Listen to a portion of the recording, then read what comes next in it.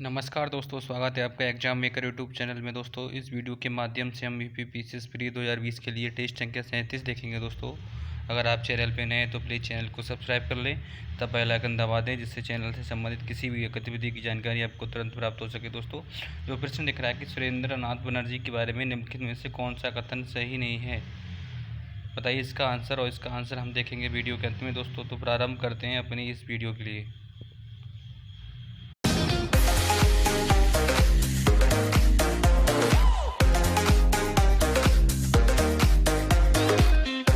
Test का प्रथम प्रश्न है दोस्तों, अंग्रेजी संसद में भारत सरकार अधिनियम कब पारित हुआ? 3 सेकंड है आपके पास, आंसर दीजिए।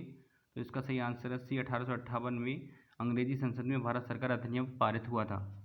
अगला प्रश्न है दोस्तों, भारतीय राष्ट्रीय कांग्रेस का 1896 का अधिनियम या अधिवेशन निम्नलिखित में से किसके लिए विख्यात है, बताइए।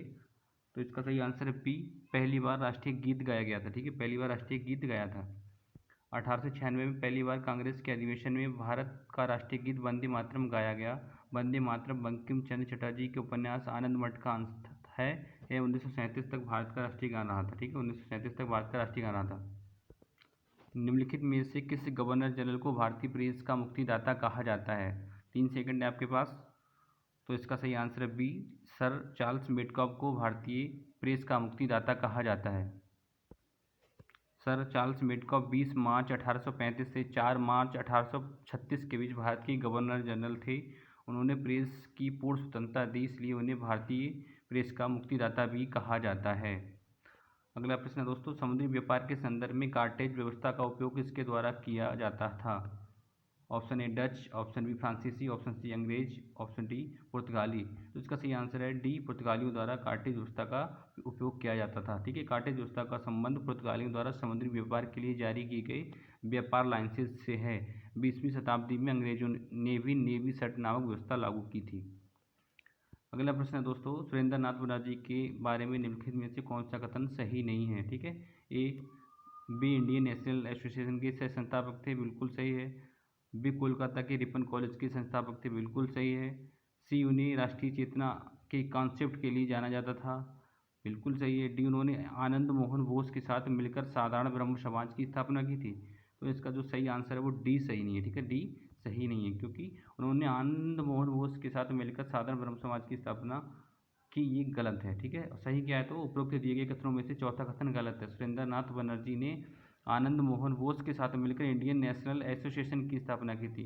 साधारण ब्रह्म समाज की स्थापना आनंद मोहन बोस, शिवनाथ शास्त्री, शिवचंद्र सेन, उमेश चंद्र दत्ता ने की थी। ठीक है, अगला प्रश्न है दोस्तों, स्वतंत्रता आंदोलन के दौरान रविंद्रनाथ टैगोर ने नाइटहुड की उपाधि किस घटना के विरोध में वापस कर दी थी, बताइए। ऑप्शन ए है बंगाल विभाजन, ऑप्शन बी जलियांवाला बाग हत्याकांड, option C Bhagat Singh, option D उपरोक्त में से कोई नहीं। तो इसका सही आएगा बी, तो जलियांवाला बाग हत्याकांड के चलते रविंद्रनाथ टैगोर ने नाइटहुड की उपाधि वापस कर दी थी। ठीक है, इसका हम नोट्स देख लेते हैं। रविंद्रनाथ टैगोर को 1915 में ब्रिटिश सरकार ने नाइटहुड की उपाधि से सम्मानित किया। 13 अप्रैल 1919 जलियांवाला बाग हत्याकांड से आहत होकर उन्होंने नाइटहुड की उपाधि वापस कर दी। इसी संदर्भ में उन्होंने लॉर्ड चेम्सफोर्ड को पत्र लिखा था। ठीक है, अगला क्वेश्चन है दोस्तों, मुस्लिमों के लिए अलग मतदाता दल के लिए किस कांग्रेस अधिवेशन को जाना जाता है? कराची अधिवेशन 1913, बम्बई अधिवेशन 1915, लखनऊ अधिवेशन 1916, कलकत्ता अधिवेशन 1917। तो इसका सही आंसर है सी, लखनऊ अधिवेशन 1916। ठीक है, 1916 के लखनऊ अधिवेशन में मुस्लिमों के लिए अलग मतदाता दल की व्यवस्था की गई थी। इस अधिवेशन में कांग्रेस को दो धड़ों, गर्म दलों और नरम दल की वार्ता के लिए एक मंच पर लाया गया था। अंबिका प्रसाद मजूमदार इस अधिवेशन में कांग्रेस के अध्यक्ष थे। नेक्स्ट क्वेश्चन है दोस्तों, भारत में पहली यूरोपीय बस्ती किस स्थान पर स्थापित की गई थी?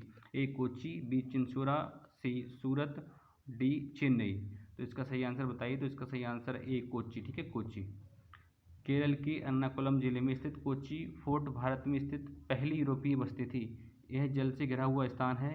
यह कोच्चि के दक्षिणी पश्चिम में स्थित है। क्वेश्चन नंबर 9 है दोस्तों, निम्नलिखित में से किस राज्य ने अंग्रेजों को मुक्त व्यापार के लिए एक सुनहरा फरमान जारी किया था? Option A Hyderabad, option B Bijapur, option C Golconda, option D Ahmednagar. तो इसका सही आंसर बताइए। तो इसका सही आंसर सी, गोलकुंडा। ठीक है, गोलकुंडा।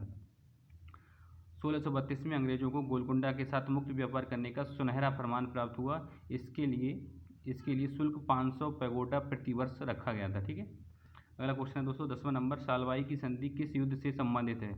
ऑप्शन ए प्रथम आंग्ल मैसूर युद्ध से, ऑप्शन बी प्रथम आंग्ल मराठा युद्ध से, ऑप्शन सी द्वितीय आंग्ल मराठा युद्ध से, ऑप्शन डी द्वितीय आंग्ल मैसूर युद्ध से। बताइए।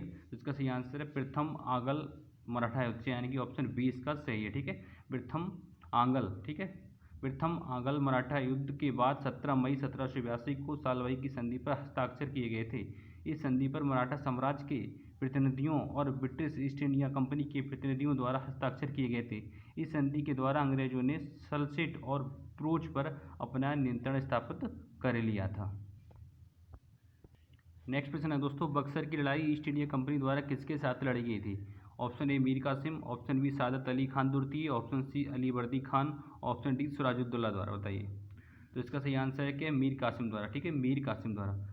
बक्सर की लड़ाई 22 अक्टूबर 1764 को ब्रिटिश ईस्ट इंडिया कंपनी और मीर कासिम, बंगाल के नवाब, अवध के नवाब और मुगल सम्राट शाह आलम द्वितीय के संयुक्त सेनाओं के बीच लड़ी गई थी। इस लड़ाई में अंग्रेजों का नेतृत्व हेक्टर मुनरो ने किया था। ठीक है। क्वेश्चन नंबर 12 है दोस्तों, निम्नलिखित में से भारतीय शिक्षा का मैग्ना कार्टा किसे कहा जाता है? निम्नलिखित में से भारतीय शिक्षा का मैग्ना कार्टा किसे कहा जाता है? ऑप्शन ए वुड्स डिस्पैच के लिए, ऑप्शन बी सेंट्रल आयोग के लिए, ऑप्शन सी भारतीय विश्वविद्यालय अधिनियम के लिए, ऑप्शन डी रेलवे आयोग के लिए। बताइए। इसका सही आंसर है वुड्स डिस्पैच के लिए, जो 1853 में आया था। ठीक है दोस्तों, भारतीय शिक्षा का मैग्ना कार्टा कहा जाता है। ठीक है। Sir Charles Wood British east India company के नियंत्रण बोर्ड के अध्यक्ष थे। उन्होंने 1854 में लॉर्ड डलहौजी को एक प्रेषण भेजा था। उन्होंने सुझाव दिया कि प्राथमिक विद्यालयों में मातृभाषा में पढ़ाई होनी चाहिए और उच्च विद्यालयों में अंग्रेजी शिक्षा भी होनी चाहिए। इसको वुड्स डिस्पैच कहा गया था। ठीक है। क्वेश्चन नंबर 13 है दोस्तों, वर्नाकुलर प्रेस अधिनियम और शास्त्र अधिनियम किस वायसराय के द्वारा पारित किया गया था? ठीक है। ऑप्शन ए है लॉर्ड लिटन द्वारा, ऑप्शन बी लॉर्ड म्यो द्वारा, ऑप्शन सी लॉर्ड डलहौजी द्वारा, ऑप्शन डी लॉर्ड होर्डिंग के द्वारा। 3 सेकंड है आपके पास। तो इसका सही आंसर क्या है? लॉर्ड लिटन द्वारा। ठीक है, लॉर्ड लिटन द्वारा पारित किया गया था। ठीक है। लॉर्ड लिटन ने 1876 से 1880 के दौरान भारत के वायसराय रहे थे। ठीक है। 1876 से 1878 के बीच अकाल को सही ढंग से न संभाल पाने के लिए उनकी कड़ी आलोचना की गई थी। उन्होंने वर्नाकुलर प्रेस अधिनियम व शास्त्र अधिनियम 1878 को पारित किया था। क्वेश्चन नंबर 14 है दोस्तों, निम्नलिखित में से किस वायसराय की हत्या उसके कार्यकाल के दौरान ही कर दी गई थी? ऑप्शन ए लॉर्ड म्यो के द्वारा, ऑप्शन बी लॉर्ड म्यो की, ऑप्शन बी लॉर्ड लिटन की, ऑप्शन सी लॉर्ड डलहौजी की, ऑप्शन डी लॉर्ड होर्डिंग की। 3 सेकंड है आपके पास, आंसर दीजिए। तो इसका सही आंसर है ए लॉर्ड म्यो के द्वारा। ठीक है, लॉर्ड म्यो की। लॉर्ड म्यो वायसराय भारत के एकमात्र ऐसे वायसराय थे जिनकी हत्या उनके कार्यकाल के दौरान हुई थी। 1872 में अंडमान द्वीप के पोर्ट ब्लेयर में एक निरीक्षण यात्रा के दौरान एक पठान ने उनकी हत्या कर दी थी। ठीक है, एक जो व्यक्ति था उसके लिए उन्होंने सजा दी थी, उसी ने इनकी हत्या कर दी थी। ठीक है। क्वेश्चन नंबर 15 दोस्तों, लॉर्ड रिपन ने हंटर आयोग का गठन किस लिए किया था? ऑप्शन ए आतंकवाद तथा राष्ट्र विरोधी गतिविधियों को रोकने के लिए, ऑप्शन बी भारत में शिक्षा सुधार के लिए, ऑप्शन सी उच्च न्यायपालिका में भारतीय न्यायाधीशों की नियुक्ति के लिए, ऑप्शन डी उपरोक्त में से कोई नहीं। बताइए। तो इसका सही आंसर है बी भारत में शिक्षा सुधार के लिए हंटर आयोग का गठन किया गया था। ठीक है। लॉर्ड रिपन ने 13 फरवरी 1882 को सर विलियम हंटर की अध्यक्षता में शिक्षा आयोग का गठन किया था। विलियम हंटर वायसराय की कार्यकारी परिषद के सदस्य थे। इस आयोग ने भारत में शिक्षा सुधार के लिए प्रारंभिक शिक्षा व उच्च शिक्षा में सुधार के लिए कई महत्वपूर्ण सुझाव दिए थे। क्वेश्चन नंबर 16 है दोस्तों, भारतीय टंकण कागजी मुद्रा अधिनियम किस वायसराय ने पारित किया था? Option A lord Minto, option B lord Hardinge, option C lord Curzon, option D lord Dufferin. बताइए। तो इसका सही आंसर क्या है? सी लॉर्ड कर्जन ने। ठीक है, लॉर्ड कर्जन ने। जनवरी 1899 में लॉर्ड कर्जन को भारत का वायसराय नियुक्त किया गया था। उन्होंने भारतीय टंकण कागजी मुद्रा अधिनियम 1899 पारित किया और भारत को स्वर्ण मानक की शुरुआत की। ठीक है। 17 नंबर क्वेश्चन है दोस्तों, निम्नलिखित में से किसे मराठा मैकियावेली कहा जाता है? ऑप्शन ए नाना फडणवीस के लिए, ऑप्शन बी बालाजी विश्वनाथ के लिए, ऑप्शन सी नारायण राव बाजीराव के लिए, ऑप्शन डी संभाजी के लिए। बताइए। 3 सेकंड है आपके पास। इसका सही आंसर है नाना फडणवीस के लिए मराठा मैकियावेली भी कहा जाता है। ठीक है। पेशवा शासन के दौरान नाना फडणवीस मराठा साम्राज्य के प्रभावशाली मंत्री व कूटनीतिज्ञ थे। यूरोपियों द्वारा उन्हें मराठा मैकियावेली सुप्रसिद्ध इतालवी कूटनीतिज्ञ निकोलो मैकियावेली पर आधारित नाम कहा जाता था। ब्रिटिश साम्राज्य की बढ़ती हुई शक्ति के दौरान भी उन्होंने मराठा साम्राज्य को सुरक्षित रखा था। क्वेश्चन नंबर 18 है दोस्तों, श्रीरंगपट्टनम की संधि का संबंध किस युद्ध से है बताइए। दिल्ली आंग्ल मराठा युद्ध से है, तृतीय आंग्ल मैसूर युद्ध से है, तृतीय आंग्ल मराठा युद्ध से है, चतुर्थ आंग्ल मैसूर युद्ध से बताइए। तो इसका सही आंसर है बी, तृतीय आंग्ल मैसूर युद्ध से श्रीरंगपट्टनम की संधि का संबंध है। तृतीय आंग्ल मैसूर युद्ध के बाद 18 मार्च 1772 को श्रीरंगपट्टनम की संधि पर हस्ताक्षर किए गए थे।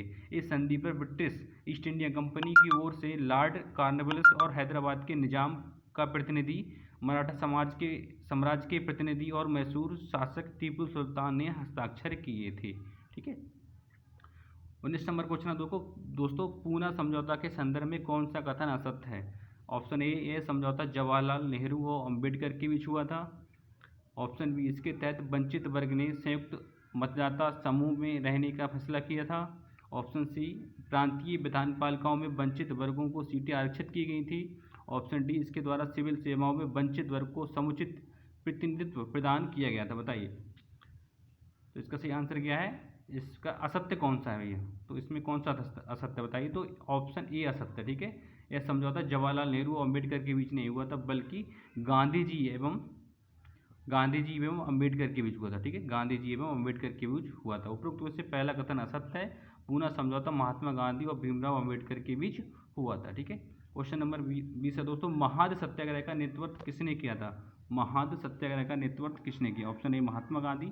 Option B, doctor Bhimrao Ambedkar. Option C, Acharya Vinoba Bhave. और ऑप्शन डी, बाल गंगाधर तिलक। तो इसका सही आंसर है बी, डॉक्टर भीमराव अम्बेडकर ने महाद सत्याग्रह का नेतृत्व किया था दोस्तों। तो इस वीडियो में बस इतना ही। अगर आपके लिए वीडियो पसंद आई तो वीडियो को लाइक करें तथा अपने दोस्तों को साथ शेयर करें और एग्जाम मेकर यूट्यूब चैनल को सब्सक्राइब कर लें। पूरी वीडियो देखने के लिए आपका बहुत बहुत धन्यवाद दोस्तों। हम मिलते हैं अब नेक्स्ट टेस्ट में।